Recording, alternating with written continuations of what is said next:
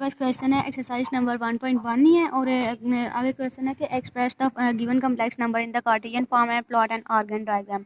तो जो हमारे पास है ना वो आपने क्या करना है, कम्प्लेक्स नंबर को अब कार्टेशियन फॉर्म में इसको कन्वर्ट करना है। सही है, तो अब इसको हम कैसे करेंगे, मैंने आपको बताया था पहले भी प्रोसेस कि हमारे पास क्वेश्चन है 2 पाई/6। ठीक है, तो अब ये देखें, इसको हम खोल सकते हैं ना, ये हमारे पास 2, इसको अगर बाहर निकाले तो C stands for cos, I stands for iota और साइन का मतलब है कि वो साइन थीटा। ठीक है, तो ये जो हमारे पास है ये थीटा रिप्रेजेंट करता है, तो ये कॉस पाई/6 प्लस आयोटा साइन पाई/6 हो जाएगा। ठीक है, तो कॉस पाई/6 की वैल्यू जो होती है स्क्वायर रूट 3 प्लस आयोटा और साइन पाई/6 की वैल्यू होती है 1/2। ठीक है, ये आपस में कैंसिल हो जाएंगे, तो ये आ जाएगा स्क्वायर रूट 3 प्लस आयोटा।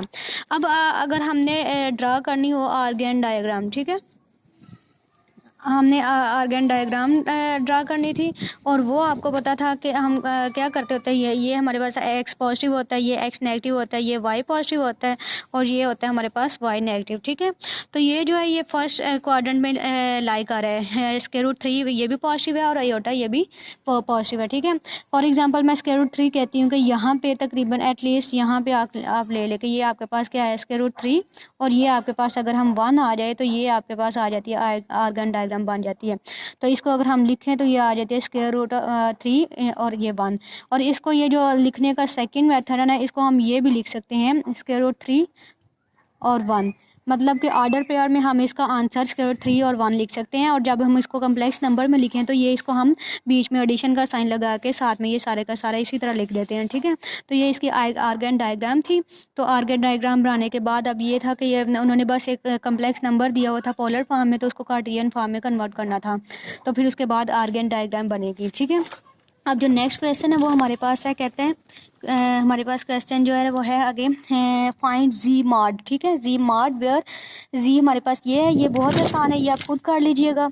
और जो सेकंड है वो है G is equal to 3 + 4 iota into -1 + 2 iota divided by -1 - iota into 3 - iota. ठीक है, तो अब आपने क्या करना है, यहाँ पे जो आपके पास आ जाएगा इसकी यहाँ पे मॉड ले लेना। ठीक है, दोनों साइड पे अगर हम मॉड लें तो इसका मतलब है अगर इसका मॉड लिया है तो इसका होल का मॉड ले लें।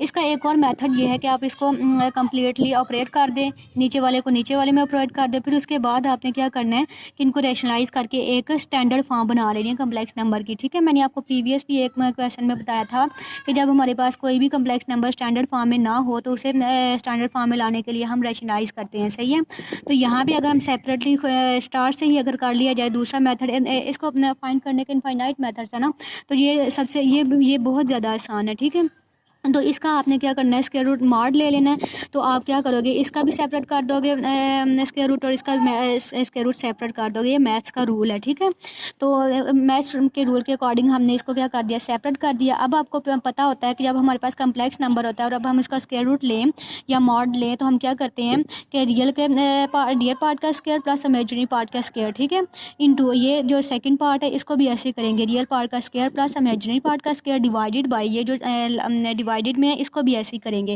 रियल पार्ट का स्क्वायर प्लस इमेजिनरी पार्ट का स्क्वायर। ठीक है, ये माइनस आयोटा था, इसका मतलब है ये हमारे पास क्या होगा -1 होगा, और ये 3 माइनस आयोटा था, इसका मतलब 3 का स्क्वायर प्लस -1 का स्क्वायर। ठीक है, अब अगर हम इसका स्क्वायर खोलें तो आपको पता है 3 का स्क्वायर 9 होता है, 4 का 16 होता है और -1 का 1 होता है और 2 का 4 है।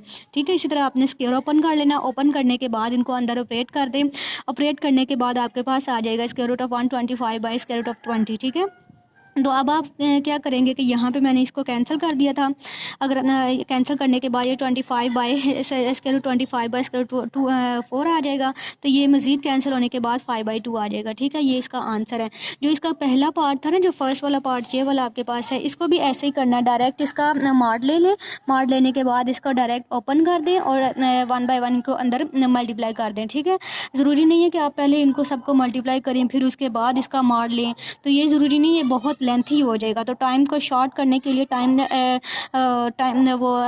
एक्सपेंस करने से टाइम ज़्यादा स्पेंड करने से बचने से बेहतर है कि आप इनका सेपरेटली मॉड ले लें, उन सबको फिर क्या करें मल्टीप्लाई कर दें और वो आपके लिए ज़्यादा शॉर्ट आ जाएगा। ठीक है, तो ये आपने खुद ट्राई करना है। और ये जो ऊपर क्वेश्चंस मैंने कार्टेशियन फॉर्म को पोलर फॉर्म को कार्टेशियन में कन्वर्ट करना था, इनको भी आपने खुद ट्राई करना है। अगर ना हुआ तो फिर मुझे बताइएगा, मैं करवा दूँगी।